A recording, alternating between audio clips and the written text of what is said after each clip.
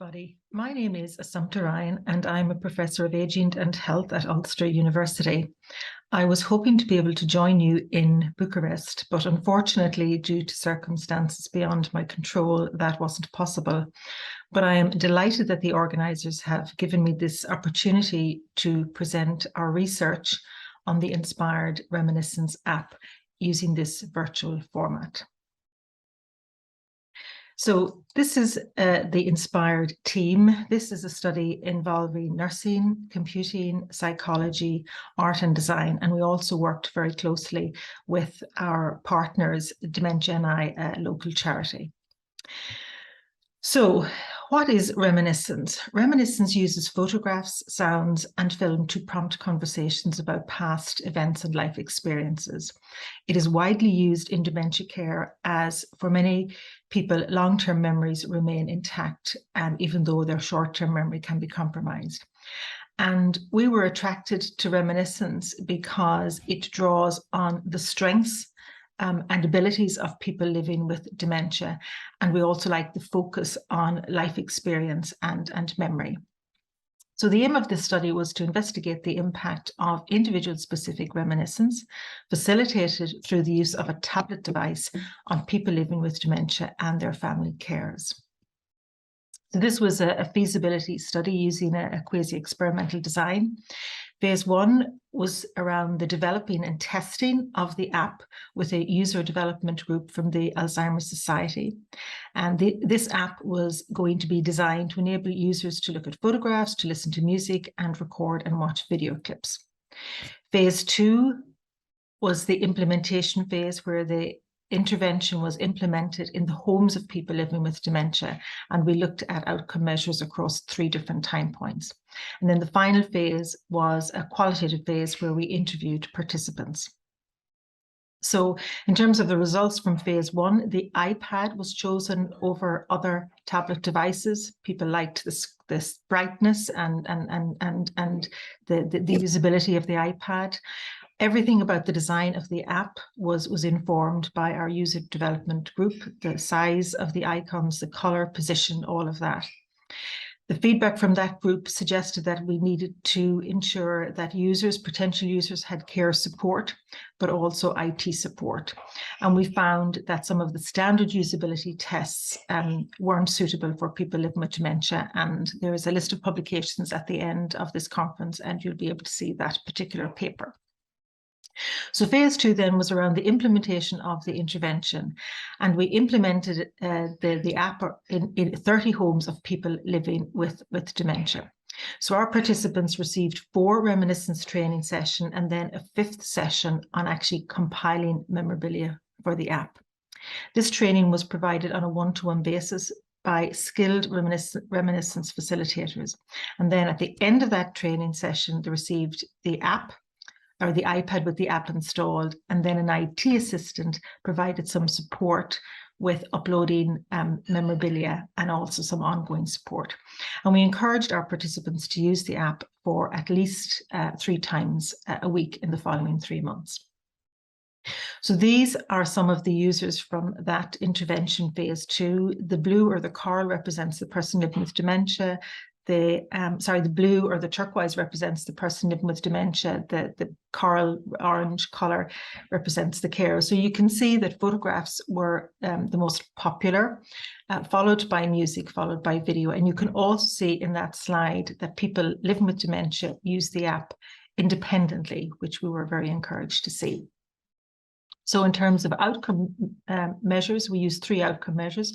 Our primary outcome measure was the mutuality scale, which was developed by Archbold et al. And that simply measured the degree of closeness between a person receiving care and a person giving care. And then the 2 secondary outcome measures were the WHO Wellbeing Scale and the Quality of the Care-Patient Relationship Scale. So this graph represents the primary outcome measure, the scores for the mutuality scale, and the blue line is the person living with dementia and the green line is the care. So this graph shows a statistically significant increase in mutuality from baseline to endpoint for people living with dementia. And although there was an increase for carers, it wasn't significant. In terms of well-being scores, again, a statistically significant increase in well-being from baseline to endpoint for people living with dementia. There was a slight dip in well-being for carers, but that wasn't statistically significant. And then the final outcome measure, the quality of the care giving relationship. Again, a statistically significant increase as perceived by the person living with dementia in terms of the quality of their relationship, and an increase from the perspective of carers, but that wasn't significant.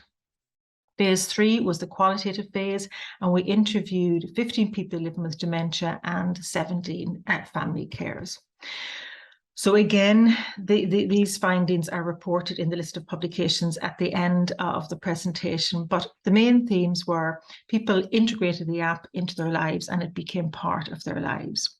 They very much valued an opportunity to reminisce about memories that were important to them and that charted their life history. This intervention was a home-based intervention, and there was a very consistent consensus that considerably added to its appeal. People in our study just weren't at a point where they wanted to go to a day centre or any other type of environment. People talked positively about the gains and the abilities, learning to use technology, being reminded that there was so much inside, that so many of their memories were still intact. And again, there was that sense that people felt that it helped them find themselves again. And in terms of relationships, a lot of these relationships were very fractured, and many of them became closer as a result of the intervention. So this is just a summary of the findings. People use the app with dementia, use the app independently and more frequently than their carers. There were statistically significant increases in mutuality, quality of caregiver and relationship, and emotional well-being from baseline to endpoint for people living with dementia. Among carers, there were increases in mutuality and quality of caregiving relationship, a decrease in emotional well-being, but these weren't statistically significant. And participants viewed the experience as positive in the context of its focus on gains rather than losses.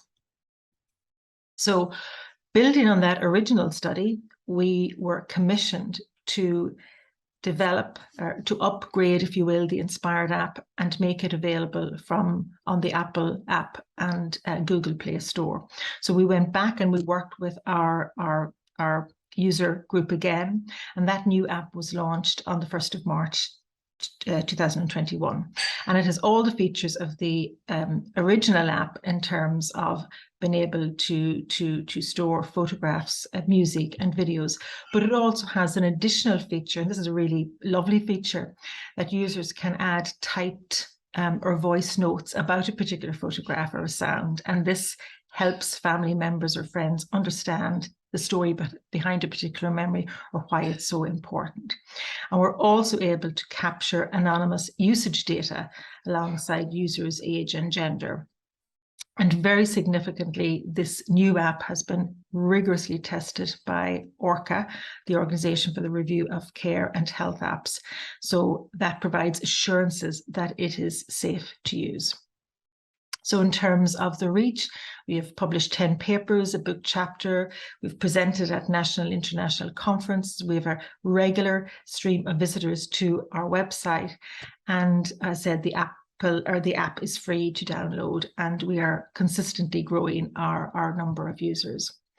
This is a list of the publications, and these are also available on our website.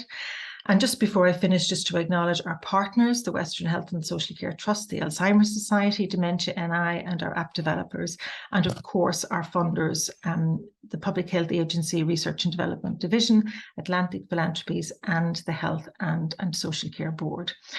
And I will be available to receive any comments or to respond to any questions. More information about the app is on our website. And as I said, you can also contact me via email. So without that, thank you for listening. I appreciate that was very speedy, but hopefully we will be able to talk at some opportunity. And I wish you all well in your own research and your own work.